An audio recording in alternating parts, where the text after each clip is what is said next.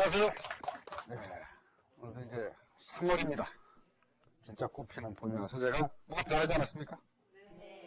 네, 개나리꽃을 갖다 꺾어다가 여기다 꼽았으면 좋겠는데 대신 와이셔츠를 입고 왔습니다. 네, 상당히 지금 이제 뭐 비도 오고 눈도 많이 오고 근데 금년에 그 농사가 잘 될 것 같습니다.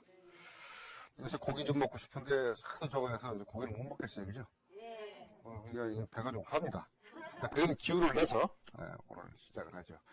요즘에 계속 이 금리 계속 떨어지고 막 그러니까 뭐 재테크 진짜 어떻게 해야 될지도 모르고 어떤 한 분이 저한테 전화가 왔어요.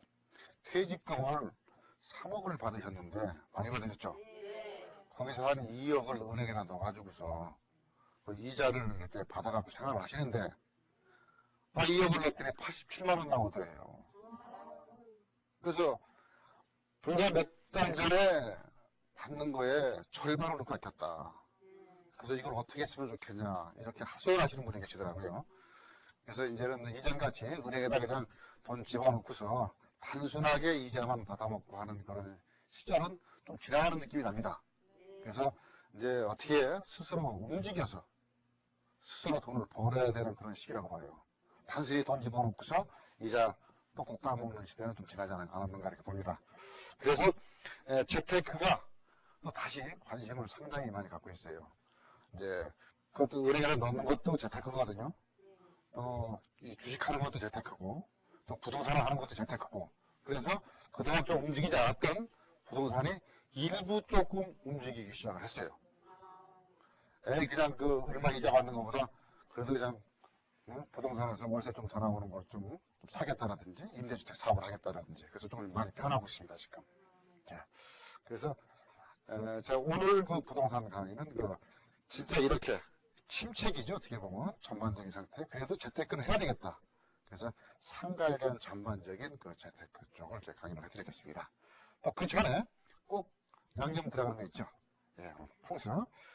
진짜 우리 건축 집에서 살면서 건축 소재 집만 지면 그냥 집이 내 건 줄 알았는데 그 안에 진짜 우리가 알게 모르게 상당히 유해한 자재 건축 자재를 해서 진짜 건강에 상당히 좀 나빠지는 그런 경향이 있어서 우리 신토부리 건축 자재가 뭐가 좋은가 요거에 대한 풍수를 하겠습니다. 자, 그럼 풍수부터 시작을 하겠습니다. 예전에 우리가 집을 질 때요. 집을 질 때 뭐를 줬습니까? 오늘 간단하게 우리 집 질 때 들어가는 게 흙, 돌, 나무, 집, 벼땅 이런 것 좀 들어가 그게 더 전부 다죠. 조금 더 들어가면 이제 쇠 이렇게 쳐갖고서 문고리 열고 만드는 거 정도인데 요즘에는 건축 기술이 워낙 발달이 됐으니까는 또 자재가 워낙 신소재들이 많이 나와요. 요즘 골조도 돌이나 이거 대신 시멘트. 그 다음에 그 안에 보면 바닥 장식재도 하여튼 요새 많죠. 뭐라 그래 비닐 계통 쪽으로 만든 거. 벽지도 보면은 그냥 뭐예요? 싱크 벽지예요? 네, 싱크 벽지. 이 듣기는 좋은데 화학 제품이거든요.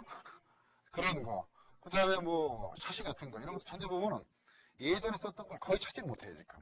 하다못해 이 주걱까지도 플라스틱이에요. 그죠? 그러니까 아주 이 자연적인 소재를 찾아보기 힘듭니다. 근데 이게 실제적으로 요즘에 내일을 생각하는 모임이라든가요. 이렇게 좀 환경에 대해서 상당히 신경을 쓰고 자연수제를 좀 쓰자. 건강에 좋은 내 몸에 맞는 걸 쓰자 하는 그런 단체 중에서도 많이 나오는 게 뭐냐 그러면 이런 환경 호르몬이라고 그래요. 그렇죠? 환경 호르몬. 하여튼 뭐가 뭔지 모르지만 안 좋다는 소리예요. 그래서 요즘 같은 건축 구조 안에서 하면은 통계 계획표를 보니까는 2020년이 되면은 이 남자들이 무정자증이 생긴다 하더라고요. 무정자. 그래서 이게 뭐냐 그러면요. 앞으로 10년 그 사람들이 나온 통계입니다. 제가 계획들을 보니까 2010년이면 50%가 지금 현재 생활수준을 한다 그러면은 정자가 감소가 되고 2020년이면 애를 못 낳는데요. 그럴 정도로 물론 100%다 믿어야 될지 모르겠지만 어쨌건 환경의 위험성을 경고를 했어요. 근데 그게 지금 제가 금방 말씀드린 우리 집에서 사는 게 새집 들어가다 보면은 집 새 아파트 새주택을 들어가면 냄새가 나죠. 새집 냄새라 그러죠. 그냥 벽지 냄새도 나고 페인트 냄새도 나고 근데 너무 좋아요. 그건. 밤새걸 먹고 싶어요. 그죠? 새집이니까. 예. 그러고서 막 불을 때니까는 더 이 장판에서 막 올라오고 그래서 저도 한 15년, 20년 전에 한 20년 됐네요. 그때 아파트 새 집을 들어가는데 장모님이 오셨어요. 이제 집을 생사 쓰기 얼마나 좋아해요. 그래서 그 새 집을 지키신다고 저는 또 겨울에 오셨는데 뜨뜻하게 지내시라고 최고로 온도를 올려놨어요. 30몇 도까지 올라가더라고요. 근데 이 새 집에서 이거 열기 때문에 병원에 가서 그 다음날 그 독가스를 다 마셔가지고서 그래서 그런 경험도 나고 그러는데요. 이런 건축자재도 풍수에서는 예전에 오늘 이 과학적인 발달해 주지만은 분명히 문제가 많다. 자동차를 여러분이 새로 샀을 때 한 6개월 정도, 많으면 1년 이상 정도 냄새가 나죠. 근데 세차 냄새라고 문 꼭 잠고서 냄새 다 먹잖아요. 독가스라는 얘기예요. 자, 그거 하나하나 제가 풀어보겠습니다. 자, 보통 시멘트 있죠? 시멘트라 그래? 세멘트라 그래요? 예. 시멘트, 세멘트 그러죠? 예. 시멘트가 맞죠? 아, 이렇게 붙이면 돼요. 이게 60년 동안 굳고 60년 동안 분해를 한다 그래요. 120년이 그 수명이라고 합니다. 그래서 60년 동안은 단단해진다는 소리죠. 정상적인 상태 1대, 2대, 4, 1대, 3대, 6 시멘트, 모래, 자갈 이렇게 정상적으로 하면은 한 120년을 간다 그래요. 완전히 부서질 때까지. 그러면 60년 동안 굳을 때 뭐가 나오냐면 화학작용을 계속 하는 겁니다. 이게. 그러면서 거기서 유해가스가 계속 발생을 해요. 그렇죠? 그런데 우리는 알게 모르게 그렇게 굳어지면서 아파트가 오래된 집은 자꾸 단단해집니다. 시간이 새 집은 못이 잘 들어가는데 10년 되면 잘 안 들어가고 20년 되면 못이 튀어요. 굳어지는 화학작용을 한다는 소리거든요. 그런 것들도 우리가 모르게 나오고 또 이 벽지 있지 않습니까? 요즘 얘기하는 보통 벽지들이 그 나일론 소재입니다. 그 위에다 코팅을 한다 그래요. 종이에다가 위에다가 이제 그림도 그리고 뭐 찍는 거 하려면 그 코팅을 해야 이걸 한다 그래요. 근데 거기서 새로 그 벽지를 그 시멘트 벽에다가 벽지를 붙일 때 예전에는 그 소재를 모르겠으면 밀가루 풀 이렇게 해가지고서 써가지고서 빗자루를 해서 붙였는데 요즘은 무슨 본드를 섞어요. 밀가루 쪽에다 본드를 섞어가지고서 붙이면 금방 붙어요. 떨어지지도 않아요. 그래서 새로 도배를 하면은 눈이 따갑죠. 그 톨루엔이라 그래요. 톨루엔. 그게 그 휘발성 눈이 따갑고 한 일주일 10일 동안 새로 하면 굉장히 눈이 아프죠. 결국은 안 좋은 그 상태가 나오고 또 이 바닥 장식재 같은 거 보면 요즘 비닐 소재로 나오죠. 요새 황토니 옥도 다는다 그러지만 그 자체가 완전히 되게 무슨 화학 이런 데서 나와요. 그렇죠? 화학이라는 소리거든요. 그러면 그 자체가 물론 닦기도 쉽고 청소하기도 쉽지만은 그 밑에는 코일이 들어가면서 난방이 되지 않습니까? 뜨거운 길에서 계속 제일 많이 독한 게 장판이에요. 제가 봐서는. 그럼 내가 받으면 더 많이 나올 테니까. 벽은 좀 옆에 붙어 있으니까 좀 덜 나올 테죠. 이런 것들에 포일이 있어요. 포일.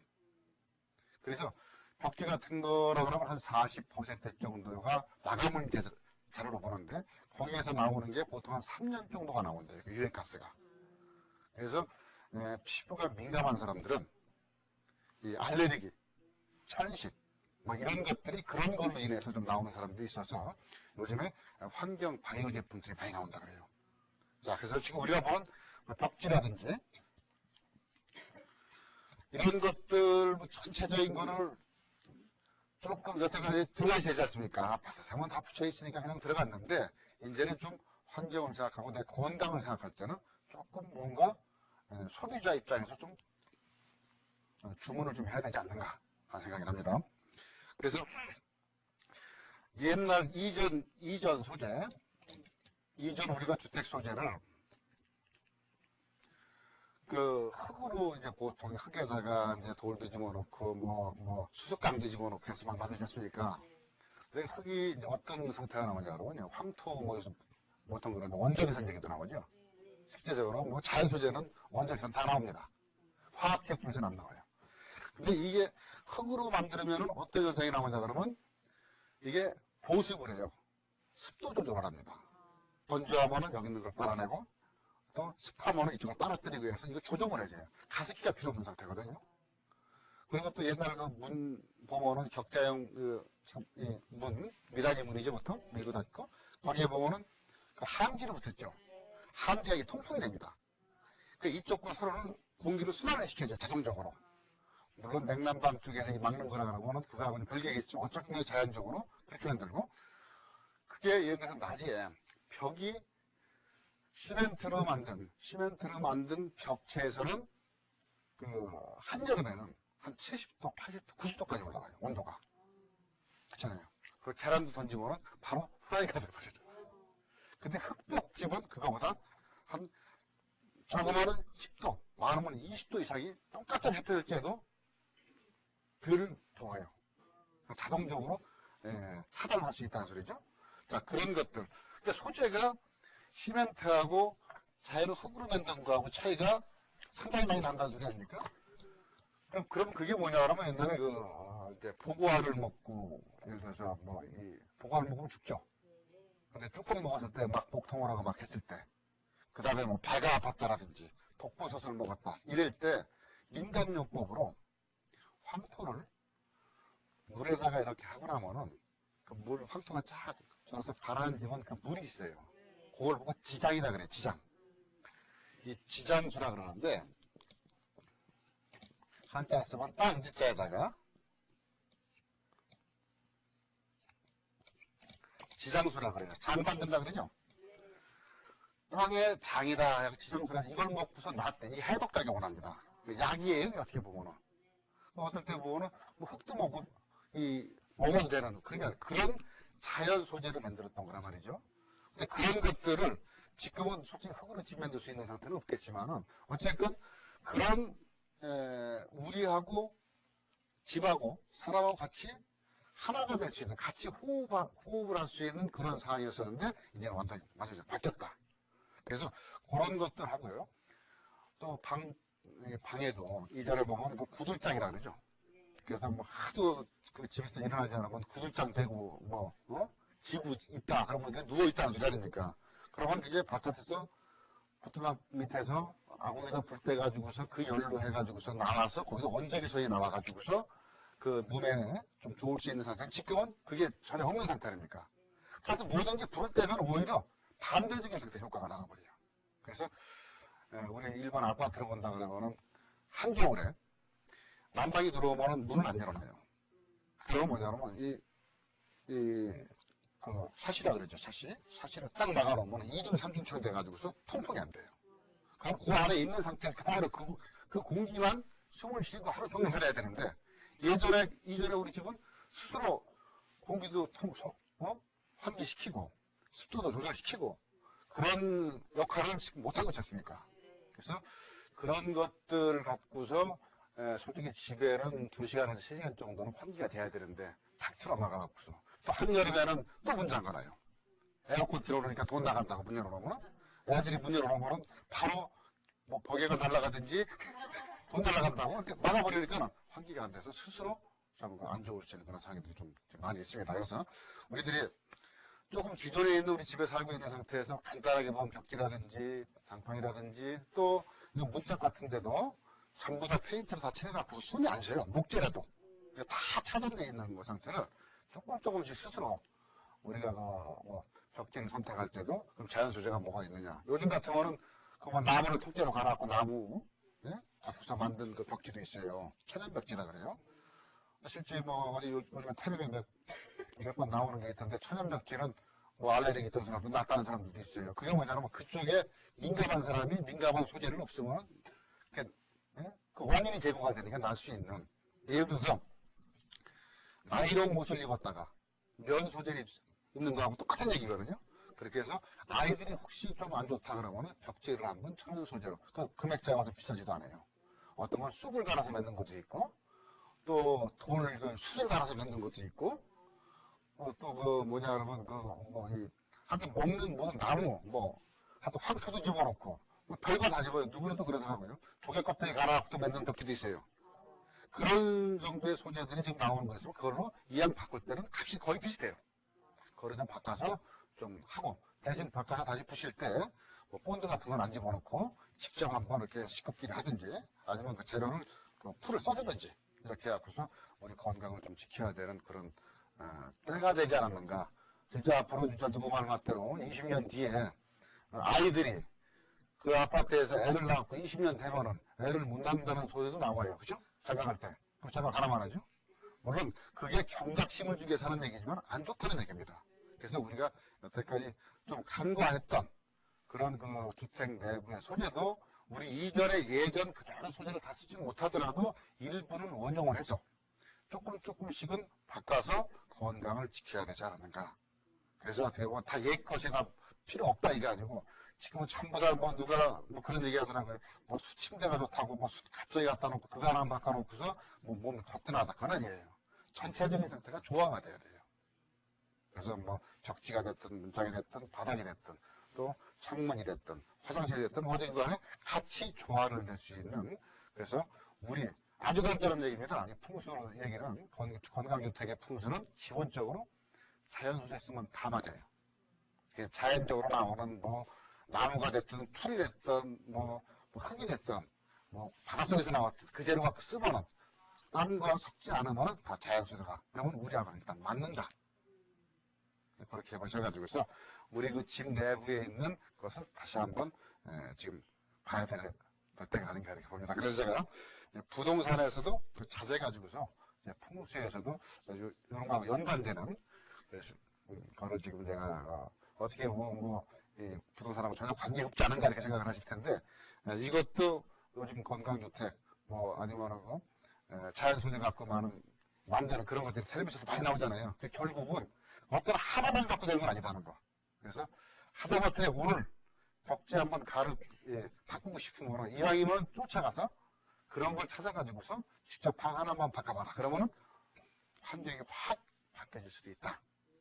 자, 오늘 풍수는 여기서 수업하겠습니다. 예. 필히 요건 좀 저도 누굴 만나더라도 꼭 눈에서 꼭 드려요. 하여튼 벽지라도 좀 내가 하는 거. 네. 자, 본격적으로 부동산 들어가겠습니다. 제가 요 한 15분, 20분 정도 요걸 하시는 게 하나하나 조금씩 변화가 좀 있는 것 같습니다. 근데 결코 나쁜 변화는 아니라고 보니까요. 자, 원래 본론으로 우리 지금 뭐 금리 떨어지고 못 떨어지고 해서 지금 이제 그냥 장사라도 해야 되겠고 아니면 부동산에 조그만 수익성 부동산이라도 사야 되겠다. 그래갖고서 뭐 이제 제일 첫 번째 나오는 게 상가들에 대한 관심을 많이 갖고 있어요. 뭐 그냥 놀고 있으면 안 되니까는 뭐라도 해서 월세라도 나오고 수익이라도 나올 수 있는 이런 쪽으로 하는데 지금 먼저 시간에 제가 말씀드린 것 같이 금리가 워낙 떨어지다 보니까는 지금 요즘에 그 상가들 분양 광고들이 엄청나게 많이 나옵니다. 뭐 이거 하면 얼마나 나온다, 보장을 해준다, 뭐 해준다. 자, 요거를 정확하게 알고서 사셔야 되지 않느냐. 그래서 다시 한번 제가 오늘 찝어드리는 시간을 갖겠습니다. 자, 이제 시중금리, 제일 문제가 지금 시중금리가 너무 떨어지다 보니까는 실제 그거에 대한 보조를 할 수 있는 상태의 방법을 위험성을 갖더라도 은행에 두는 것보다 좀 가겠다는 사람들이 상당히 지금 많습니다. 근데 이게 잘못 들어가면은 오히려 은행에서 놓고서 그냥 이자 조금이라도 받는 것보다 못할 수 있는 게 상당히 많습니다. 일단 이거는 전쟁을 하는 겁니다. 은행에다 갖다 놓은 건 내 집에 갖다 놓는 거고 이런 어떤 부동산 상가라든지 특히 상가 같은 데 투자를 한다 그러면 전쟁터에 나가서 전쟁한다는 얘기예요. 그러면 내가 엄청나게 신경을 많이 써야 된다는 얘기거든요. 그래서 이거 금리가 떨어지니까 이제 수익성 부동산을 찾아야 되는데 그 시중금리하고 수익성 부동산하고 그 금리 차이만 차이만 딱 내면 안 돼요. 그 시중금리하고 조금만 더 수익이 더 나온다 그래갖고서 바로 들어가다 보면은 어느 사이에 지금 이게 시중금리도 바뀔 수가 있어요. 지금 계속 이렇게 뭐 지금은 내려가는 추세지만은 실제적으로 우리나라 정책적인 상태를 본다 그러면은 뭐 1년, 2년 정도를 내다볼 수가 없잖아요. 어느 순간에 또 안 되면은 지금 올라갈 수 있는 상태고 그렇기 때문에 지금 현재 금리가 5%, 6%대이기 때문에 일반 상가에서 그거보다 한 1, 2%만 더 나오면 돈이 된다. 이런 계산을 갖고 있다 그러면은 잘못하면 나중에 묶일 수가 있는 상태가 나옵니다. 여기서 잠깐 우리나라 지금 현재 제가 보는 상태에서 이 금리 문제가 지금 상당히 지금 불안정한 상태라고 보거든요. 예를 들어서 은행 금리는 지금 수신금리, 은행 수신금리가 5%대인데 이렇게 내려오다 보면은 기존에 있는 사채, 시중에 있는 사채 금리가 내려가야 됩니다. 이 원칙이죠. 그래서 아무리 사채 금리가 비싸더라도 은행 금리 한 2배 정도가 되면은 맞아야 되는데 그러면 연리 한 10%, 15%, 많아서 20% 미만이 돼야 되는데 지금 실제적으로 본다 보면 뭐 30%, 연리 40%, 50%까지 나오는 게 있기 때문에 오히려 반대로 은행금리 내려가는데 시중금리가 올라가 버려요. 그러면 이게 굉장히 불안하다는 얘기거든요. 안정되지 않았다는 상태이기 때문에 어느 순간에 지금 현재 이 상태를 계속 이 보라진 상태를 가진 않을 것이다. 그렇기 때문에 좀 불안한 금리라고 생각합니다. 그래서 부동산 선택할 때 지금 현재 시중금리에 맞춰가지고서 그 상가를 선택한다는 거는 잘못하면 큰 함정에 빠질 수 있다는 얘기예요. 그래서 지금 금리가 아무리 내려가더라도 금리 내려가기 전, 예를 작년 말 그때에 그 부동산 투자하던 방법이 기본적으로 상가는 제가 0.8에서 1% 정도. 이게 2000년 말에를, 2000년 말에 얘기했던 이 수익이 고정되고 안정되게 나올 수 있는 걸 기본으로 삼아야 돼요.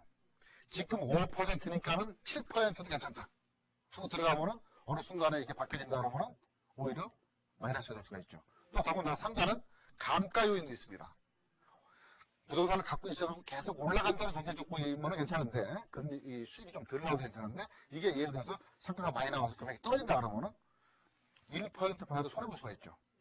그렇기 때문에 지금 현재 금리가 내려간다고 다시 바꾸긴 해도 그때 지금 생각은 작년 말, 작년에 생각했던 상가를 투자하는 기본 수익률, 내가 사가지고 임대를 줬을 때 나왔던 수익률이 작년 수준을 그대로 원에 넣고서 그 투자에 임하신다면 큰 무리가 없겠죠. 지금 자꾸 금리가 너무 떨어지다 보니까 딴 그쪽에서 광고를 할 때 뭐 시중금리보다 2%가 많습니다. 3%만 이거 아닙니다, 절대. 그래서 이건 어느 변동이 있으니까는 변동이 되더라도 작년에 변동되지 않았을 때 그 정도의 투자를 좀 들어가야 된다. 이렇게 보시고요. 그리고 상가 쪽에 지금 제가 항상 말씀드린 거지만 상가 투자할 때는 적어도 몇 년 이상은 지속적인 상태의 발전 가능성이 있을 수 있는 데를 하셔야 돼요. 예를 들어서 지금 현재의 가치 한번 보고서 상가를 투자하면은 상가는 변수가 엄청 많습니다. 이 상가가 잘 된다 그러면 A라는 상가가 지금 현재 상당히 잘 된다. 예를 들어서 연리 10% 이상이 지속적으로 나온다. 근데 향후 1년 있다가 이 옆에다가 더 큰 B라는 상가가 나와버리면은 이건 바로 죽어버릴 수가 있어요. 그렇죠? 수익이 엄청나게 떨어지게 있죠. 그래서 이 주변까지 봐서 지속적으로 몇 년, 3, 4년 이상을 계속 나올 수 있는 그런 그 발전 가능성 또 독점성 이런 상태가 있는 지역이 아닌다 그러면은 잘못하면 한 1년만 요거 보고 그 다음에는 2분의 1로 떨어질 수 있고 그 이하로 떨어질 수도 있어요. 그래서 확실한 입지나 상권화 발전성을 보셔야 된다. 그리고 그 안목은 본인의 안목도 있겠지만은 주변 여러 사람의 안목, 꼭 전문가도 좋겠지만은 주변에 여러 경험이 있던 사람들의 친지들의 상태의 안목도 같이 보셔야 돼요.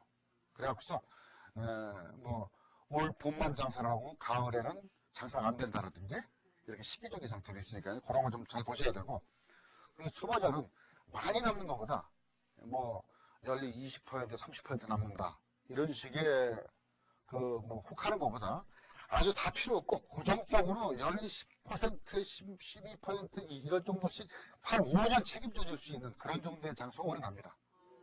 그러니까 괜히 무리를 하면 고수익에는 항상 고위험이 있어요. 그렇죠? 그러니까 돈 많이 한꺼번에 먹으려고 그러면 그만큼 위험부담이 많다는 소리거든요. 안정되게 할 수 있는, 어떻게 보면 좀 고지식한 투자가 낫다는 얘기예요. 그래서 뭐 금방 이게 변해가지고서 앞으로 여기 뭐 몇 달 지나면 뭐 2배 되고 3배 되고 하는 거는 신경 안 쓰시는 게 좋다. 그건 선수들이 하는 거고요. 그리고 될 수 있으면 독점될 수 있는, 예를 들어서 요즘 같은 거는 이제 뭐 아파트 단지 내 상가도 아파트 단지 내 독점적인 사건이 있어요. 근데 아파트 단지도 예전하고 좀 틀리게 봐야 됩니다. 아파트 단지를 볼 때는 예전에 뭐 일반 평지에 여기 아파트 단지 있고 여기 있고 이런 거보다 여기가 1000가구, 여기가 800가구, 뭐 여기가 700가구 이렇게 돼 있는 거보다 지금 아파트 단지는 아주 산꼭대기에 여기 독점적으로 여기만 있는 게 좋아요. 이렇게 옆에 다시 생기지 않을 게 좋아요. 여기 생기고 하면 기존에는 상가가 상권을 자꾸 뺏길 수가 있어요. 그죠? 근데 이렇게 평지보다 오히려 재개발 같은 거 하는데, 재개발이 주로 높은 데 많이 하죠. 재개발, 재건축 말고. 그런 데는 저 고도의 산 위에 천가구 혼자 진다. 그러면 그 사람들이 예를 들어서 무슨 구멍가게 가서 뭐 살려고 해도 이 밑에 상가가 있어도 힘들어서 못 내려가죠. 그래서 요 안에 독점을 할 수가 있는 이런 상권을, 그러니까 배타적인 독점권이 될 수 있는 지역을 고르시는 게 안전하다는 거예요. 지금 여기 평지니까 여기 생기니까는 또 옆에 생기면은 더 잘 되는 게 아니고 오히려 서로 경쟁을 하다 보면 싸움이 붙어버려요. 서로가. 그렇죠? 그러니까는 배타적인, 그러니까 고도의 소원 같은 데가 좋다. 오히려 독점의 배타적인 상권을 좀 찾는 쪽이 좋고요. 최소한도 1000가구 이상, 1000가구 이상 아파트 단지가, 그리고 아파트 단지가 1000가구 이상이고 될 수 있으면 큰 평수보다 아파트 단지 그 안에 있는 소형 평수 있는 데가 장사가 잘 됩니다. 오히려 평수가 50평, 40평대만 쭉 있는 데는 그 상가로 안 가요. 백화점으로 가버리지. 그죠? 그러니까 찍으면 찍을수록 좋아요. 가구가. 그래서 평수가. 예를 들어서 제가 어느 지역에 11평짜리 아파트 있지 않습니까? 11평, 13평짜리 조그만 거. 뭐 임대 아파트 이런 상황에 아파트 하나에 뭐 한 200가구, 300가구씩 막 들어있는 게 있어요. 한 동에. 근데 거기에서 제일 잘 되는 게 뭐냐 그러면 통닭집이 이렇게 잘 돼요. 그러니까 꼭 맞벌이 부부도 있고 다 외부에 사겠다면 저녁에 들어갈 때 그 치킨집 돈이 나버렸네 그냥. 하기 싸잖아요. 근데 미리 다 해놓고서 뭐 어떨 때는 하루에 수백 마리가 나갈 수도 있고. 그래서 어떻게 보면은 실제 장사는 그런 게 장사가 되는 거예요. 그래서 야 여기는 평수가 크고 넓고 그래서 내가 여기서 하면 장사가 잘 되겠지. 너무 커버리면 넘어간다는 소리거든요. 그래서 오히려 평수는 아주 적은 것만 있을 때도 좋지만 한 25평, 25.7평 이하 정도가 좀 많이 모여있는데 그런 쪽이 오히려 상가는 잘 된다. 멀리 안 간다는 소리예요. 거기서 바로 하고 바로 쉽게 또 같은 거의 이리저리 뛰는 게 아니라 가는 길목에서 사가는 거니까 그런 쪽에 있는 1000가구 정도 되는 아파트 단지면은 실제 상가도 많지는 않거든요. 입구 쪽에 하다 보면 그런 쪽에 비디오 가게가 되든 조그맣게 되든 꽃가게가 되든 조그만 것들 그런 것들 선택하는 게 좀 안정적이다. 그리고 그 아파트 인근에 혹시 한 몇 킬로 안에 할인마트 같은 거라든지 백화점이라든지 창고형 이런 식의 할인 매장들이 주변에 포진되어 있으면 좀 문제가 많습니다. 근데 그것도 주변을 한번 보시고, 그리고서 단지 내 상가 같은 거 있으면요, 아파트가 크게 있으면 여기 한 상가 건물 하나 있지 않습니까? 살 수 있으면 초보자들은 조그만 거라도 위치 좋은 데 사라는 거예요. 조그만 평수라도. 들어가는 입구의 코너라든지, 한 1층, 처음부터 해가지고서 3층, 2층에 얻어가지고서, 예를 들어서 중국집 배달 같은 거는 모르겠지만은, 너무 큰 거 말고, 앞에 있는 거, 요즘 같은 거는 지금 1층 같은 데 점포는요, 요즘 부동산 창업이 엄청나게 들었어요. 부동산 중개업 창업이. 그래갖고 지금 유일하게 권리금이 붙는 게 부동산 중개업소예요. 그건 부동산 1층에 해야 되잖아요. 아파트 단지 내에. 장사가 안 되니까는 1층에 많은 데는 7천만 원, 8천만 원도 권리금이 붙어요. 근데 자리가 없어요. 그러니까 1층은 뭐냐 그러면 부동산 2층 안 올라간다는 소리예요. 그러니까 이런 식으로 1층에는 뭐든지 쉽게 나중에 처분할 수가 있다는 얘기거든요. 결국은 뭐냐면 쉽게 업종을 바꾸더라도 쉽게 팔리고 또 딴 임대를 주더라도 쉽게 나갈 수 있다는 얘기죠. 그래서 될 수 있으면 위치는 좋은 데를 선택을 해라. 그게 더 안전할 수 있다는 얘기죠. 권리금을 좀 더 주더라도 아니면 임대 금액을 더 주더라도 위치는 좋은 데를 좀 해야 된다. 그리고 지금 현재 이제 있습니다. 이렇게 지금 이런 지역을 선택을 하더라도 향후에 항상 동선은 변합니다. 왜냐하면 지하철이 그쪽에도 개통이 된다. 근데 지금 개통되기 전하고 개통된 후에 동선이 바뀔 수가 있어요. 여기 어디냐에 따라서. 그런 것들도 미리 좀 보셔야 되고, 또 재개발, 재건축이 앞 동네에 또 만든다. 지금 장사가 현재 잘 되고 있는데 앞에 이렇게 보니까는 여기 허름한 그 주택단지가 엄청나게 많아요. 꼭 부서하고 힘을 줘야 될 종이에요. 지금은 이 사람도 오고 여기도 오고 그러니까 이 길목에 좋은데 이게 여기 사고 나서 1년도 안 돼갖고 이거를 재건축을 한다든지 재개발을 한다 그러면은 여기 다 부실 거 아닙니까? 다 부시면서 큰 차들이 왔다 갔다 하죠. 여기는 상권은 그냥 순간에 죽어버려요.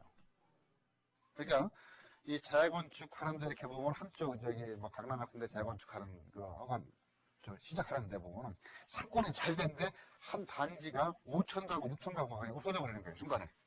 그러니까 그쪽에 상권이 그 재건축이 다 끝나기 전까지는 그냥 뭐예요? 팔이 날리고 있는 거예요, 계속. 권리금이 완전히 없어져 버리고 상권이 변하는 것까지 봐야 된다. 앞으로 여기 집 지어서 여기에 뭐 지금 현재 100가구인데 이제 500가구로 들어온다? 이게 문제가 아닙니다. 이 동안에 살아남지는 못한다는 소리예요. 특히 임대로 들어간 상태는 계약기간 1년입니다. 그러면 이게 4년, 5년, 6년 걸릴 수도 있는데 계속 1년 있다가 망하는 거 아니에요. 그죠? 2년 있다가 망하는 거니까는 옆에 개발되는 것도 동선이 바뀌고 상권이 바뀔 수 있다는 거. 그 개발돼갖고 좋아진다는 거는 실제로 지하철 공사를 할 때 보통 5년에서 7년 걸립니다. 그죠? 지하철 공사할 때는 그 인근에는 5년에 7년 동안은 장사가 하나도 안 돼요. 사람도 못 지나갈 정도로 만들어 놓으니까. 그리고 나서 개통이 된 다음에 또 동선에 따라서 이제 금액이 올라가겠지만 그동안에 장사가 안 된 거로 보면 오히려 손해가 볼 수도 있어요. 수익 계산을 한다 그러면. 그래서 정확한 상권 변화, 동선의 변화를 파악을 해야 된다는 말씀을 꼭 드리고요. 그리고 이제 일반 요즘 시행자, 시공자들이 좀 많이 틀릴 수가 있습니다.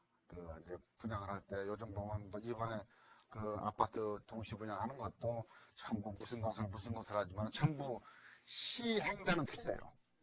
실제적으로 시공자는 건축만 하는 사람들입니다. 근데 보통 우리가 모모 건설 큰 이름을 하면은 이거는 전혀 문제가 없겠다 하고 나중에 들어갔더니 부도가 나버렸어요. 그 건설이 부도가 아니고 그 시행자가 부도가 나버렸어요. 그래갖고서 계약금 중도금 뜯겨갖고서 지금 뭐 얼마 전에 신탁당으로 해도 문제가 많이 생겼죠. 그래서 그러니까 이런 거 분양을 받을 때도 시행자, 시공자가 누군가 정확히 보셔야 돼요.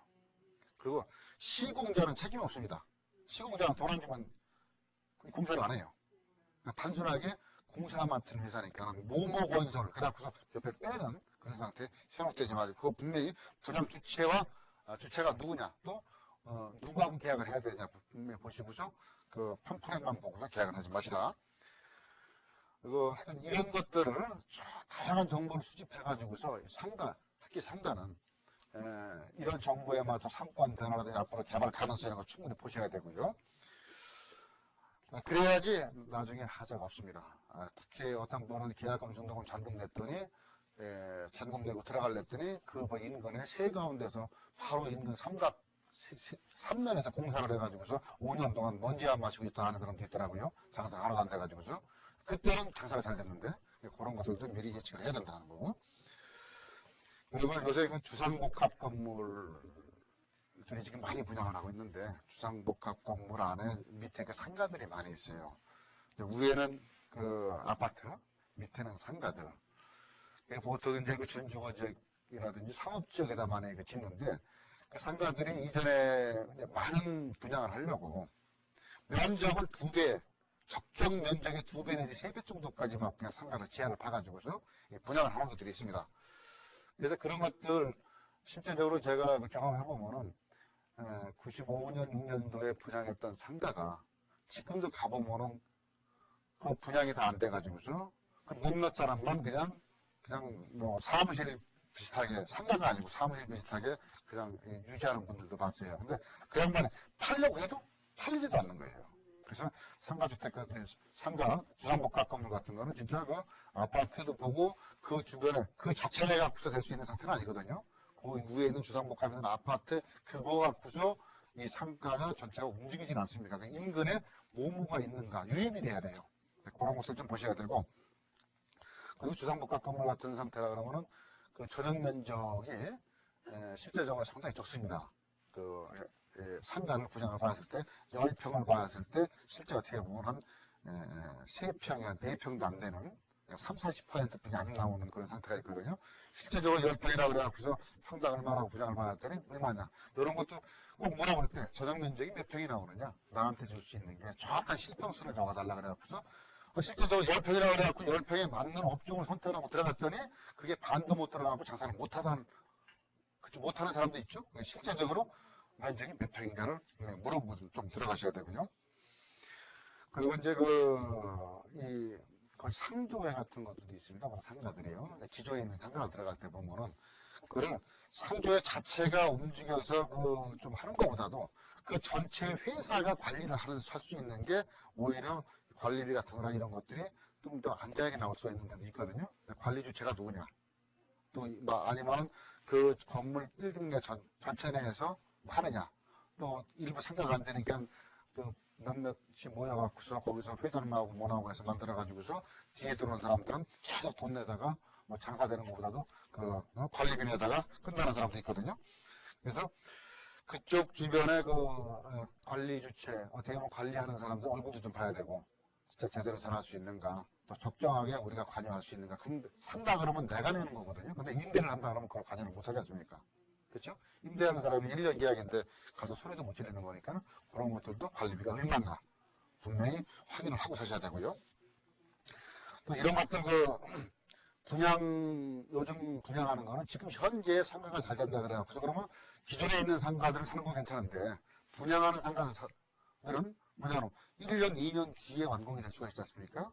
지금 현재는 상가가 뭐 수익성이 뭐 금리가 같아가지고서 지금 상가 투자가 좋다 그러지만은 분양을 받는 거는 지금 현재 상태에 영업을 할 수 있는 상태가 아니죠. 1년이나 2년 뒤, 그죠? 1년이나 2년 뒤는 지금 같은 상황과 똑같이 할 수도 있다는 얘기죠. 그냥 은행에 넣는 것보다 낫다. 지금 저 상가라도 분양을 받아가지고 있으면 올라간다. 이런 논리를 잘못하면은 상가업체에게 분양받으면은 세라도 잘 주겠지. 그거보다도 지금 같은 상태에 당장의 수익이 나올 수 있는 거는 지금 기존에 있는 거를 사는 게 제일 안전하다는 얘기예요. 그걸 보고서 장사를 할 수 있는 게, 하여튼 초보자들은 미래의 가치는 몰라요, 솔직히. 특히 상가는 오늘입니다, 오늘. 오늘 그 상가 빌딩에 들어가서 뭐 있는 거를 살 때, 또 거기 다 집진 거를 분양을 받을 때, 가서 주변 장사되는 걸 다 물어보면, 한 일주일에 10일 찾아보면 다 나옵니다, 이게. 뭐 장사가 아무리 자기가 잘 된다 그러더라도 일주일만 보면 사람이 오는 게 딱 나오거든요. 그러니까 확인하고 살 수가 있다는 얘기예요. 그러니까 확인 사살이라는 거죠. 그러니까 확인을 해서 진짜 월요일 날은 얼마, 뭐 화요일 날은 몇 명, 뭐 얼마나 올 수 있는 거를 그 바로 앞집에 가서 쳐다보든지 적든지 철저하게 해가지고서 상가를 투자를 할 수 있는 상태 방법이고요. 그리고 일반 그 점포 같은 거 요즘 할 때는 요즘 같은데 뭐 아까 말씀드린 부동산 중개업소 창업이 엄청나게 늘었기 때문에 이분들이 초보자들인데 중개업 하시는 분들이 잘 따가지고서 했더니 이제 제일 큰 고민이 권리금이에요.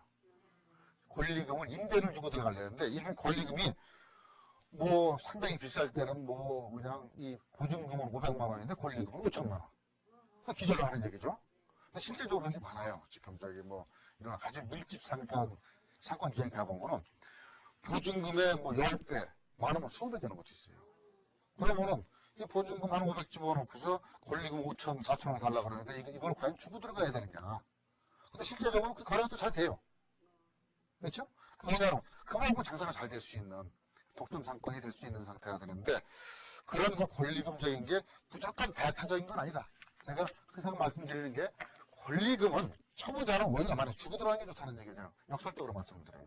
왜냐하면 권리금이 권리금 몇 천만 원씩 내가 어떻게 줘? 해가지고서 권리금 없는 거 찾다가 이렇게 다 비어있는 상가 들어가서 하나 또 권리금 없이 사가지고서 혼자 들어가서 장사하다가 혼자 팔고 혼자 먹고 혼자 하고서 나와서 나중에 망해갖고 나오는 것보다 권리금이라는 거는 속지만 않는다 그러면은 거의 뭐 가면 눈에 나오니까 적절하게 받을 수 있는 금액이 조정이 됩니다.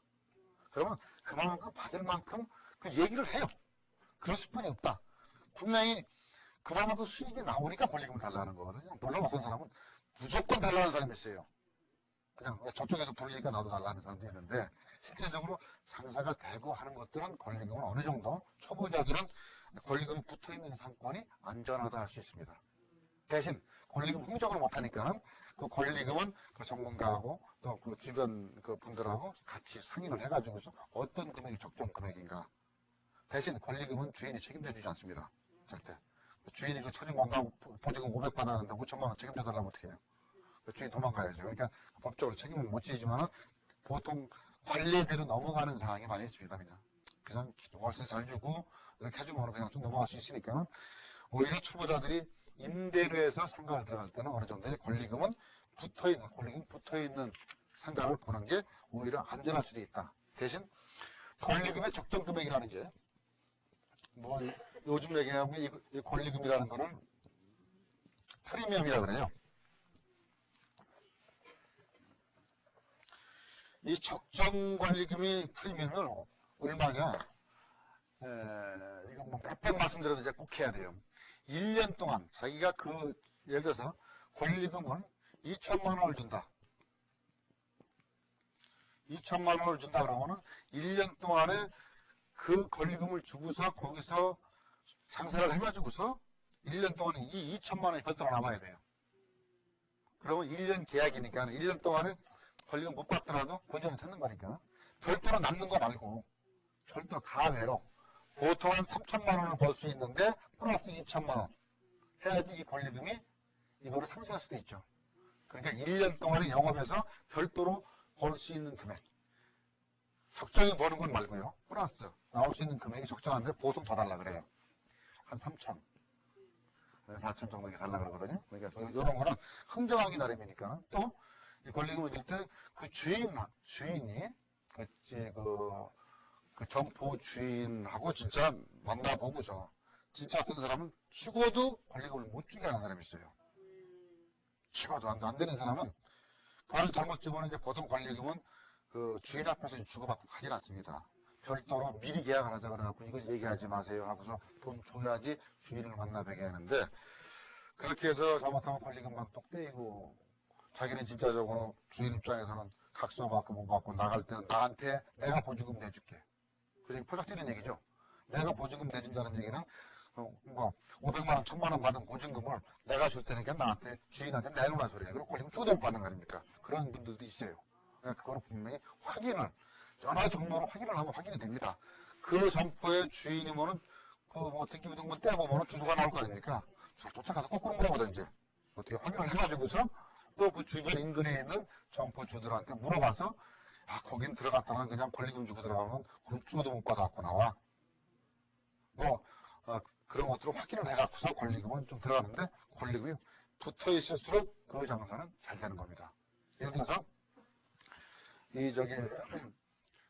그 백화점 같은 데 보면은 이제 물론 이제 분양을 하는데 이제 대규모 직영을 하지만 분양을 하는데 위치 좋은 데는요. 아주 독점적으로 되는 것들은 진짜 별도 프리미엄이 엄청나게 붙어요. 누구예요? 큰 빌딩에 이 구두 닦는 거 있죠? 빌딩이 연면적이 몇만 평 되는 데는 그 구두가 독점적으로 닦을 수 있는 상태라 그러면은 벤치 끌고 다녀요. 그게 거기 있는 구두를 상당 부분 혼자 다 닦을 테니까 그거는 그 사람이 거기를 예를 들어서 한 1000만 원, 2000만 원 줬대지만 별도 권리금 1억도 붙을 수 있죠. 그 수익이 엄청나게 나오니까. 그러니까 이 권리금은 그냥 날아가는 것은 아니다 할 수도 이렇게 있습니다.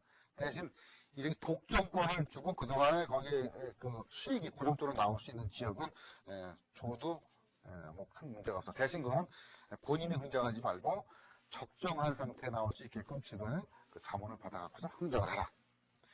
그리고 또 이게 이 상가를 임대 들어갈 때 제일 중요한 게 이제 권리금. 솔직히 권리금이 없다 그러면 장사가 안 되는 지역이거든, 대다수 보면은.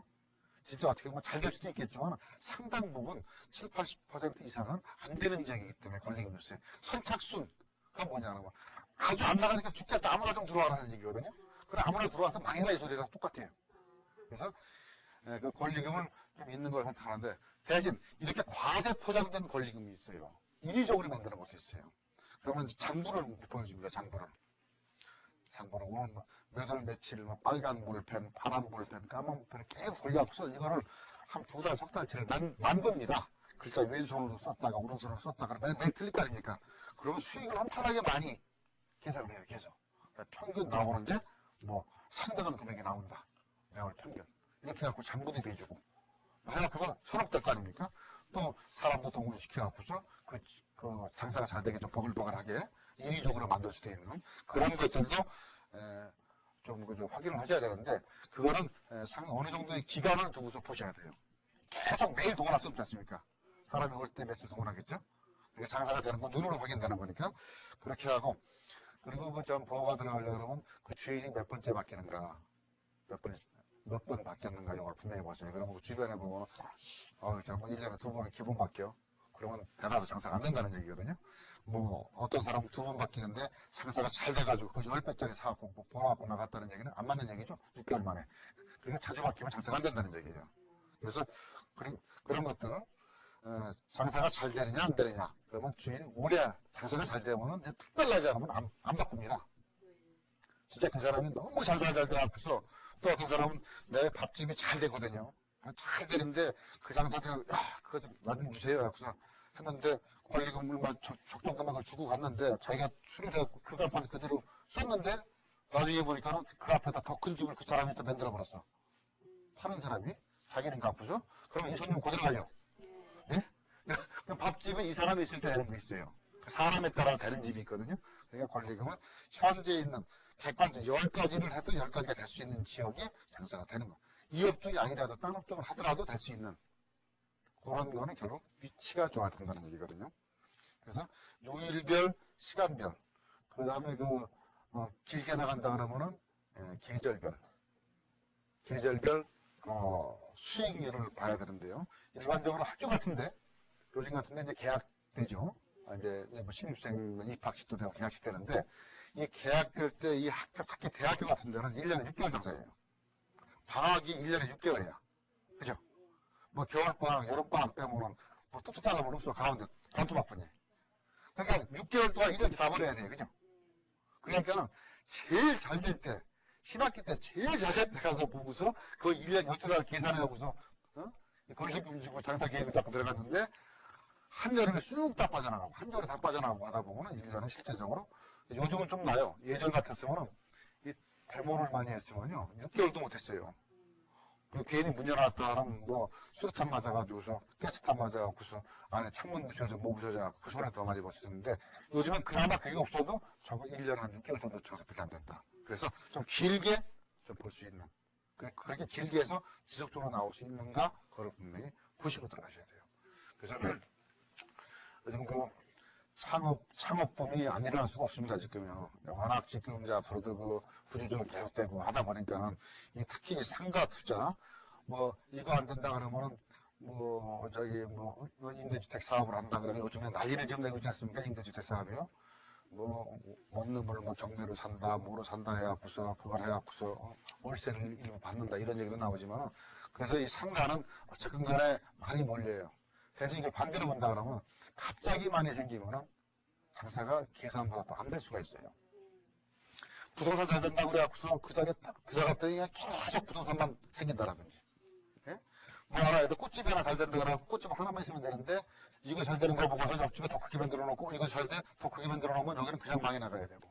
그래서 이게 한꺼번에 쫙 몰리면 한꺼번에 쭉 빠질 수도 있다는 얘기거든요. 그래서 너무 지금 솔직히 상가들 막 움직이고 하는 데에서 너무 불안해서 들어가는 것도 솔직히 제가 봐서는 제가 한 6개월, 1년 뒤로 본다 그러면 솔직히 불안한 소리도 솔직히 많이 있습니다. 지금 현재 되는 거. 물론 그래서 그 지역에서 독점적으로 다른 문제가 받지 않을 수 있는 그런 장소가 아닌다면은 어느 순간에 그만한 상가보다 더 나을 수 있는 건 항상 들어올 수 있다는 거. 그래서 아까 말씀드린 이런 산꼭대기에 있는 고도의 아파트 단지 같은 것들을 선택을 하라는 얘기도 이런 얘기에서 나온 겁니다. 그래서 요거를 이제 분양하는 상태를 제가 직접적으로 말씀드린 것 중에서 이렇게 선택을 하시는데, 일반 그 광고 좀 요새 솔직히 신문에 보면 광고가 상당히 많이 나오는데, 제가 오늘도 뭐 신문을 쭉 보니까는 무슨 뭐 특집 해갖고서 나오는 게 있어요. 그래서 뭐 상가가 뭐가 잘 된다 그러고 상가 특집이 쭉 나왔는데, 거기에 보면 이제 사람들이 정보를 얻으려면 신문이라든지 방송이라든지 잡지라든지 이런 걸 봐가지고서 상가를 선택하고, 그걸 보고서 현지를 가갖고서 부동산하고 접할 거 아닙니까? 근데 이제 분양하는 상가들 보면은 요즘에 그 신문 같은 데 간지에다 넣어가지고 PR 조그맣게 써놓은 거 있어요. 네? PR 페이지 그러죠? 조그맣게 쓰기, 이거 뭔지 잘 몰라요. 영어로 써놔서. 근데 이거 광고지거든요. 여기다 보면 뭐가 되고 해서 상가가 기가 막히게 되고 월세가 얼마나 하고 뭐 난리를 냅니다. 근데 결국은 이거 자기네들이 돈 내서 광고를 하는 거거든요. 그러면 원래 이 PR지들을 잘 보면은 자기 거 광고를 낼 때는 자기 거 나쁘다는 얘기 주고 났습니다. 하나도. 그렇죠? 전부 다 무조건 잘 된다 그래요.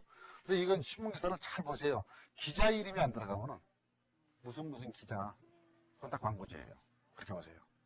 잘 보면은 이걸 못 봐도 뭐다 끝에 꼭 신문 기사를 볼 때는 어떤 기자 이름이 들어가는 걸 보세요. 기자 이름이 들어갔으면 기사입니다. 근데 요게 안 들어갔으면은 잘 보세요. 어떻게 끝에라도 광고 페이지라든지 조그맣게 써놔 있어요. 그러면 자기 거 잘 됐다고 자기 자랑한 거거든요. 그러다 보면 거기서 나오는 게 수익성이 뭐 30% 나온다 그러면 뭐 절반 이하로 줄여서 일단 보고, 또 현장 가서 다시 또 줄여서 보고 해야 되거든요. 일단 그런 느낌, 광고에 너무 현혹되지 말고, 또 일단 지금 상가들 요새 요즘에 얼마 전에 보니까 무슨 이 DDR인가요? 네, 애들 뭐 뛰는 거예요. 거기다 요즘에 보니까 무슨 비디오방 다음에 나오는 게 영화방이 또 엄청나게 큰 그 프로젝션 TV 같은 거 하는 신종도 나오는데, 이런 것들 하고는 지금 현재는 잘 돼요. 한두 개는. 근데 그런 그 전자제품 같은 거를 넣어가지고서 그쪽에서 다시 선해주고 뭐 해주고 한다는 것들은 어떤 문제가 있냐 그러면, 전자제품이 워낙 빨리 바뀝니다, 지금. 그래갖고서 인테리어하고 그걸 보고서 잘 된다 그래갖고 인테리어하고 그 제품을 선택을 하고서 그 제품을 갖다 놨는데 그게 구식이 돼버려요. 한 두서너 달 만에 또 신제품이 나오고, 그러면 한두 달 장사도 못했는데 기계를 바꿔야 되는 상황이 나오죠. 그러니까 그런 광고들 요즘 많이 나오고 있어요, 지금요. 그런 것들에서 하루에 시간당 얼마 벌어서 하루 12시간 곱하고 또 24시간 곱하면 금액이 얼마다. 그럼 맨날 그 계산하다 보면 다만 물론, 그죠? 얼마 나온다 하는 그런 광고 계획보다도 실제적으로 그 지역에 가서 그 광고가 그 업종이 잘 될 수 있는가, 또 경쟁 상대가 몇 개가 나올 수 있는가 이렇게 보셔가지고서 그 업종 선택을 하셔야 되는데요. 요즘에 한번 점포 한번 잘못 들어간다 그러면은 진짜 창업을 하려는 사람들 상당히 많아요. 어떻게 보면은 객보다 업수가 더 많을 수가 있어요. 손님보다. 그렇죠? 분명히 손님이 많아야 될 텐데, 그래서 그런 것들에 대한 것들은 문제가 지금 다시 지금 이 저금리 때문에 일부 한 몇 달 정도는 상당히 좀 급할 거라고 봅니다. 대신 본인이 직접 상가를 선택을 하고 임대를 하든지 매입을 하든지 했을 때 그런 전반적인 사항을 보고서 본인이 투자할 수 있는 그런 상태를, 시간을 한 템포를 좀 늦게 가고 생각을 하더라도 한 번 더 생각을 해서 그 점포를 선택할 수 있게끔 하는 거가 제일 중요하다고 봅니다. 잘못 선택하면은 특히 점포는 계획한 것보다 그 내부에 들어가는 비용이 몇 배 이상이 들어갈 수 있어요. 그리고 또 옆에 경쟁이 생기다 보면요, 눈에 아무것도 안 보여요. 장사가 되다가 갑자기 안 돼버리면 저기를 서로 죽이려고 그래갖고 있는 집은 다 파갖고 막 들어가는 그런 상황도 나오거든요. 그래서 상가가 그렇게 쉽게 버는 건 아니다는 거하고, 지금 갑자기 좀 일어나는 거는 일시적인 현상일 수도 있다. 내가 확실하지 않으면 하지 않는다는 거, 그걸 말씀드리겠습니다. 시간이 다 된 것 같습니다. 자, 다음 시간에 또 요즘에 또 변화되는 거에 따라서 하도록 하겠습니다. 감사합니다.